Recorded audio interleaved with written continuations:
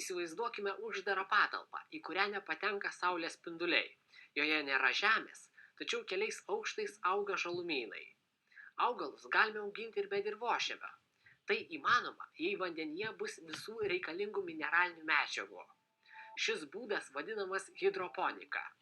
Aleksandro Stulginskio universiteto mokslininkai hidroponikos būdu augina miežius. Įėjęs į vidų pajutau šilumą ir didelę drėgmę. Drėgnumas siekia iki 70%. Universiteto mokomojo ūkio direktorius Vladas Kurutis atkreipė dėmesį, kad tiek grūdai, tiek loveliai yra dezinfekuojami, nes kitaip labai greitai atsirastų pelėsis.